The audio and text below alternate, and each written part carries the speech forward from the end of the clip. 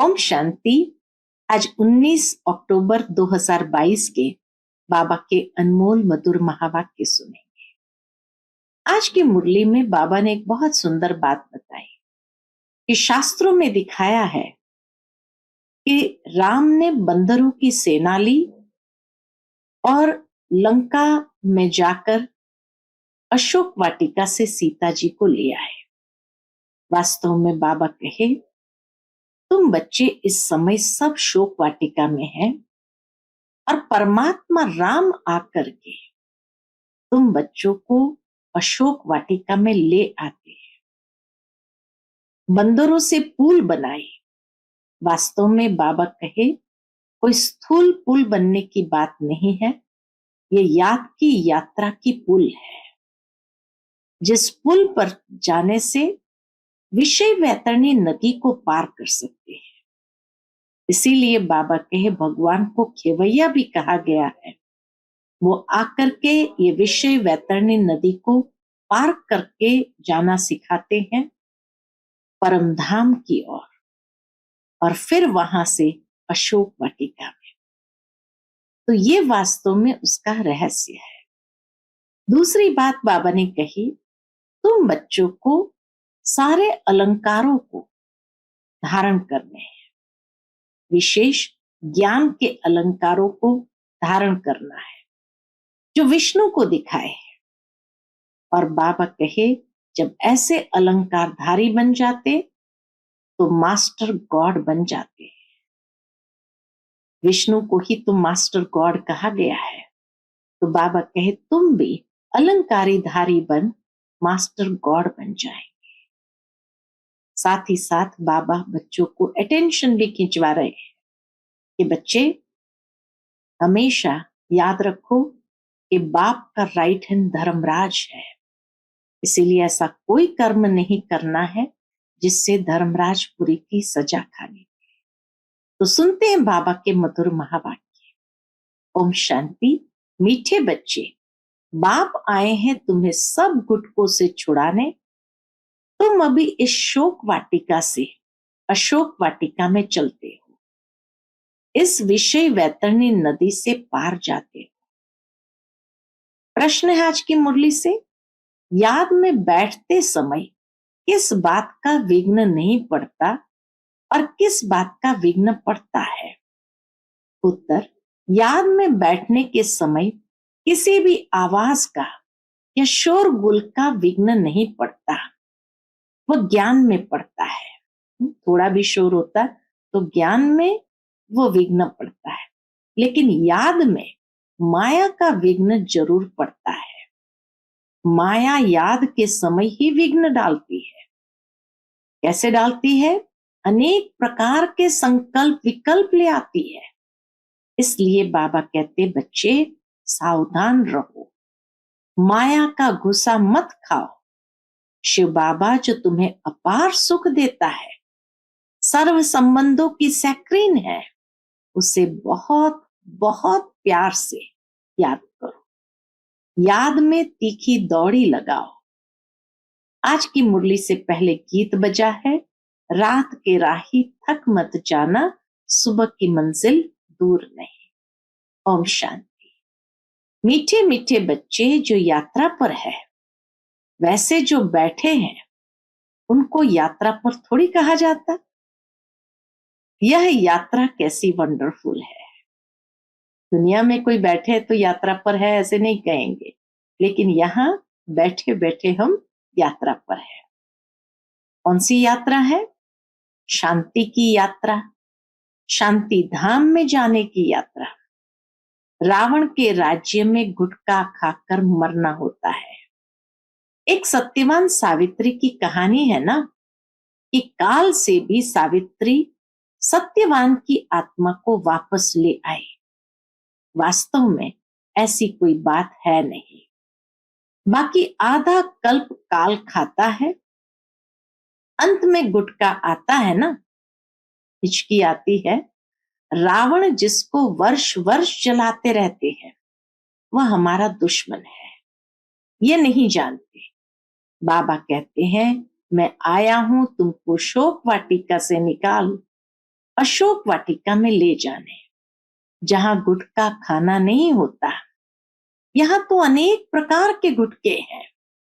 माँ बाप पति बच्चों के गुटके खाते रहते हैं। पति विकार में फंसाते हैं।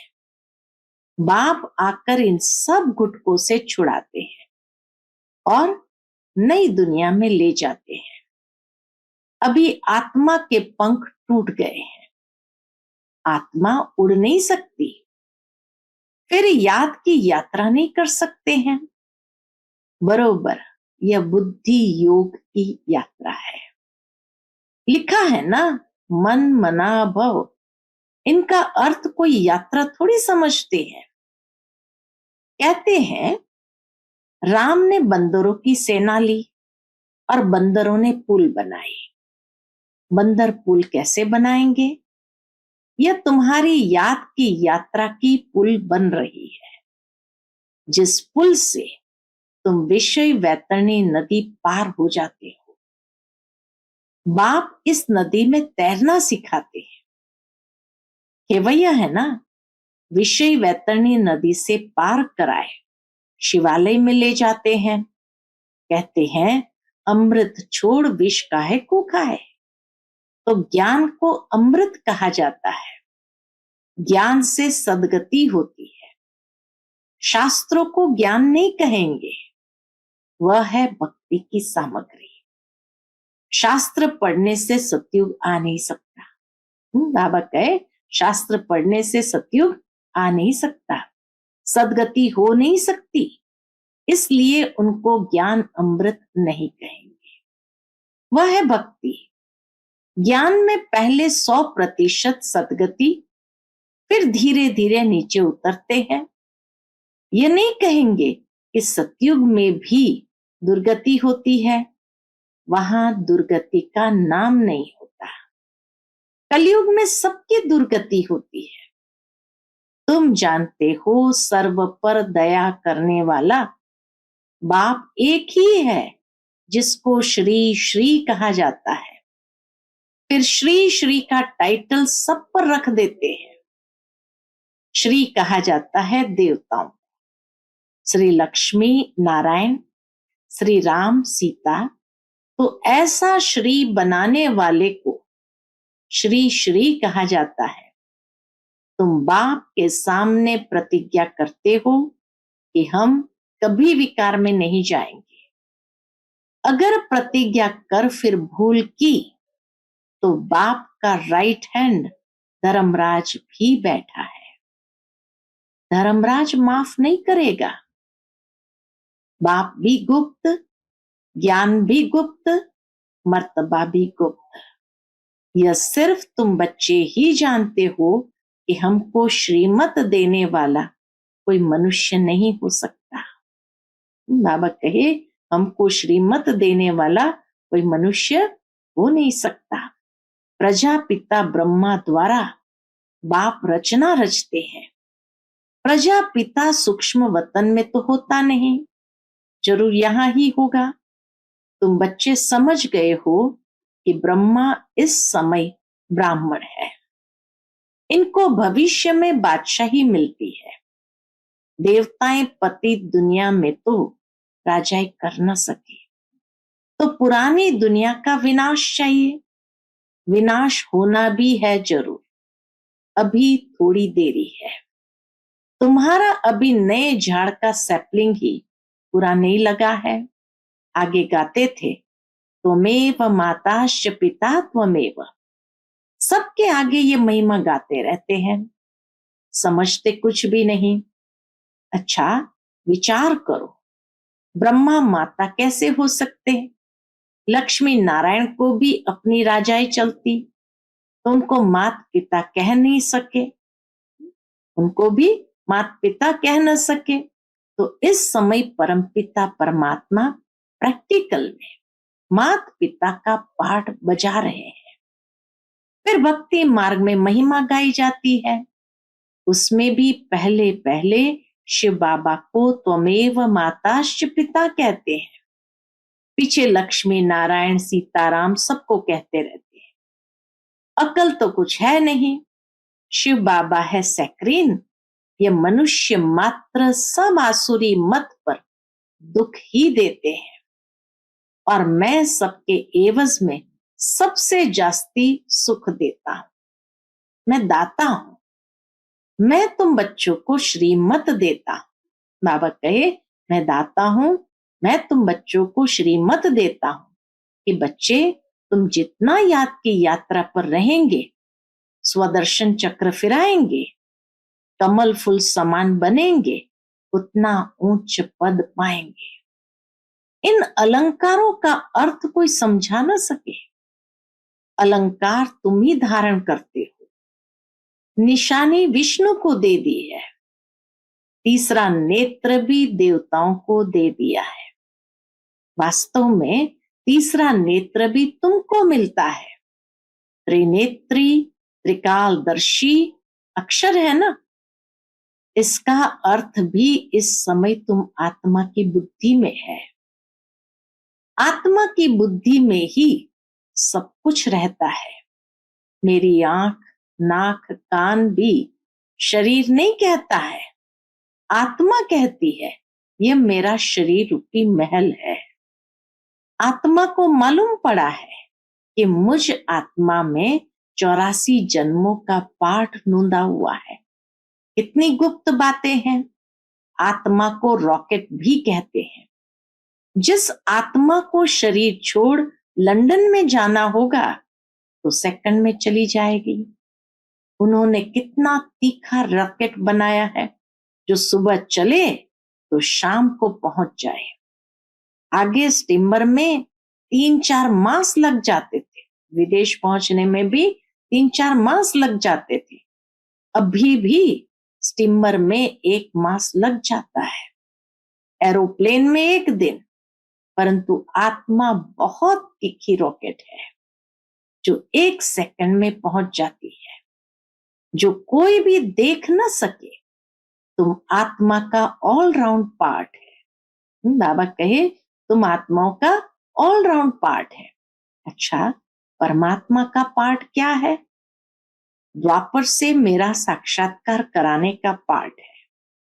जो जिस भावना से मुझे याद करता है उनकी मनोकामना पूर्ण करता हूं। अभी मेरा ज्ञान देने का पार्ट है, पतितों को पावन बनाने का पार्ट है। तुमको मास्टर नॉलेजफुल गॉड के बच्चे मास्टर गॉड बनाता हूं।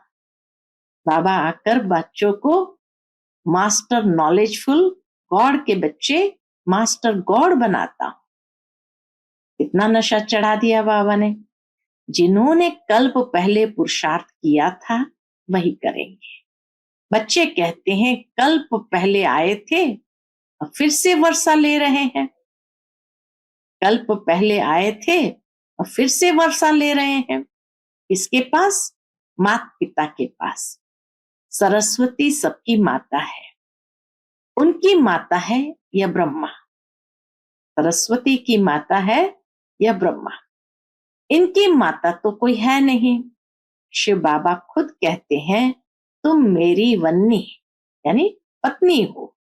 तो फिर मैं कहता हूं पति बिगर खाना मैं कैसे खाऊं? ब्रह्मा बाबा भी कहता है पति बिगर खाना मैं कैसे खाऊं? तो अच्छा, शिव बाबा और हम दोनों इकट्ठे खाते हैं, नशा तो रहता है ना। तुम भी खुद कहते हो कि बाबा दलाल बन आया है अपने साथ सगाई कराने। तुम श्रीमत पर परमात्मा के साथ सबकी सगाई कराते हो।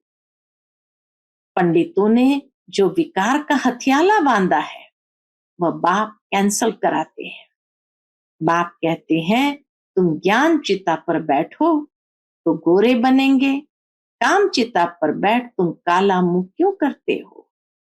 श्याम सुंदर का अर्थ तुम जानते हो। श्री कृष्ण है सुंदर, अभी तो वह भी श्याम है। अब बाप ने आकर अपना परिचय दिया है। तुम हो पतित पावन गॉड फादर के स्टूडेंट। बाबा कहे तुम हो पतित पावन गॉड फादर के स्टूडेंट। तो ये पाठशाला है। पाठशाला में पढ़ाई होती है, मेहनत करनी पड़ती है, और उन सत्संगों में मेहनत नहीं है। वहां तो गीता सुनी, ग्रंथ सुना और घर गया। वहां कोई थोड़ी कहता है कि पवित्र बनो, यात्रा करो, आगे चल, ये सब जिस्मानी यात्राएं आदि बंद हो जाएगी। बर्फ पड़ी व एक्सीडेंट हुआ तो कोई जाएंगे नहीं, क्योंकि तुम्हारी यात्रा जोर होती जाएगी, तो उनकी यात्रा ढीली होती जाएगी। हमारी यात्रा है शिवालय तरफ। पहले शिव की पूरी शिवालय में जाएंगे। पहले शिव की पूरी है परम धाम, तो शिव की पूरी शिवालय में जाएंगे। फिर शिव की स्थापन की हुई पूरी शिवालय यानी स्वर्ग में जाएंगे। तो एक शिव की पूरी शिवालय परमधाम, फिर शिव की स्थापन की हुई पूरी शिवालय स्वर्ग में जाएंगे। शिवपुरी और विष्णुपुरी दोनों को शिवालय कहेंगे, क्योंकि मुक्ति, जीवन मुक्ति दोनों शिव बाबा ही देते हैं। तो सतयुगी दैवी घराना शिव बाबा स्थापन करते हैं। अच्छा, याद में आवाज का विघ्न पड़ नहीं सकता। इतना मग्न हो जाओ कि कौन आया कौन गया कुछ भी पता ही नहीं चले। ज्ञान सुनने में शोर का विघ्न पड़ेगा। मनुष्य तो कहते हैं शांति करो, नहीं तो याद में विघ्न पड़ेगा, परंतु योग में आवाज विघ्न नहीं डालता। विघ्न डालती है माया। बच्चों के साथ माया की युद्ध है। बच्चों को युद्ध के मैदान में हार नहीं खानी चाहिए। माया तो गुस्सा लगाती रहती है। माया ने नाक पर गुस्सा लगाया तो यह गिरा, फिर खड़े हुए, फिर नाक पर लगाया तो यह गिरा। तो बाप कहते हैं ये माया काम क्रोध के घुसे मारती है, इससे तुम्हें बहुत बहुत सावधान रहना है, गुस्से नहीं खाने हैं। अच्छा, मीठे मीठे सिकिलते बच्चों प्रति माता पिता बाप दादा का याद प्यार और गुड मॉर्निंग। रूहानी बाप की रूहानी बच्चों को नमस्ते। हम सब रूहानी बच्चों की रूहानी माता पिता बाप दादा को याद प्यार, गुड मॉर्निंग और नमस्ते नमस्ते। शुक्रिया बाबा, शुक्रिया। आज की मुरली से धारणा के लिए मुख्य सार है। पहली पॉइंट, ज्ञान के सब अलंकारों को धारण कर स्वदर्शन चक्रधारी त्रिनेत्री त्रिकालदर्शी अर्थात मास्टर गॉड बनना है। दूसरी पॉइंट, बाप के राइट हैंड धर्मराज को स्मृति में रख कोई भी विकर्म नहीं करने हैं। पावन बनने की प्रतिज्ञा करके विकार में नहीं जाना है। आज का बाप दादा का मधुर वरदान हम बच्चों के प्रति है। दृढ़ प्रतिज्ञा द्वारा अलबेलेपन के लूज स्क्रू को टाइट करने वाले तीव्र पुरुषार्थी भव। दृढ़ प्रतिज्ञा द्वारा अलबेलेपन के लूज स्क्रू को टाइट करने वाले तीव्र पुरुषार्थी भव। प्रतिज्ञा में लूज होने का मूल कारण है अलबेलापन। जैसे कितनी भी बड़ी मशीनरी हो, लेकिन एक छोटा सा स्क्रू लूज हो जाता है तो सारी मशीन को बेकार कर देता है। वैसे प्रतिज्ञा को पूरा करने के लिए प्लान बहुत अच्छे बनाते हैं। प्रतिज्ञा को पूरा करने के लिए प्लान बहुत अच्छे बनाते हो, पुरुषार्थ भी करते हो, लेकिन पुरुषार्थ व प्लान को कमजोर करने का स्क्रू एक ही है। पुरुषार्थ व प्लान को कमजोर करने का स्क्रू एक ही है। कौन सा? अलबेलापन। वह नए नए रूप में आता है। इसी लूज स्क्रू को टाइट करो। मुझे बाप समान बनना ही है, इसी दृढ़ संकल्प से तीव्र पुरुषार्थी बन जाएंगे। आज का स्लोगन है, बेहद की वैराग्य वृत्ति ही समय की समीपता का फाउंडेशन है। बेहद की वैराग्य वृत्ति ही समय की समीपता का फाउंडेशन है। फिर मातेश्वरी जी के अनमोल मधुर महावाक्य है, अभी तो ये सारी दुनिया जानती है कि परमात्मा एक है। उसी परमात्मा को कोई शक्ति मानते हैं, कोई कुदरत कहते हैं, मतलब तो कोई ना कोई रूप में जरूर मानते हैं। तो जिस वस्तु को मानते हैं अवश्य वह कोई वस्तु होगी। अब तो उनके ऊपर नाम पड़े हैं, परंतु उस एक वस्तु के बारे में इस दुनिया में जितने भी मनुष्य है उतनी मतें हैं। ईश्वर के बारे में आज एक मत नहीं है, अनेक मतें हैं, परंतु चीज फिर भी एक ही है। उसमें मुख्य 4 मतें सुनाते हैं। कोई कहता है ईश्वर सर्वत्र है, सर्वव्यापी है। कोई कहता है ब्रह्म ही सर्वत्र है।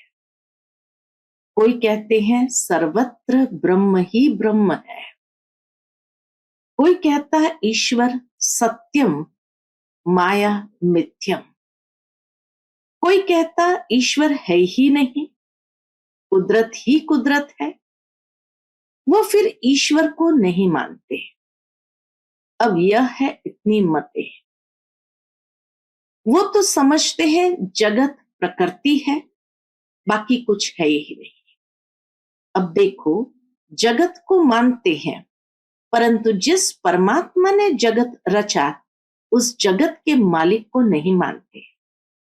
दुनिया में जितने अनेक मनुष्य हैं, उन्हों की इतनी मतें हैं, आखिरन भी इन सभी मतों का फैसला स्वयं परमात्मा आकर करता है। इस सारे जगत का निर्णय परमात्मा आकर करता है, अथवा जो सर्वोत्तम शक्तिमान होगा, अथवा जो सर्वोत्तम शक्तिवान होगा वही अपनी रचना का निर्णय विस्तार पूर्वक समझाएगा। वही हमें रचता का भी परिचय देते हैं और फिर अपनी रचना का भी परिचय देते हैं। कई मनुष्य ऐसे प्रश्न पूछते हैं, हमको क्या साबिती है, अर्थात क्या प्रूफ है कि हम आत्मा है।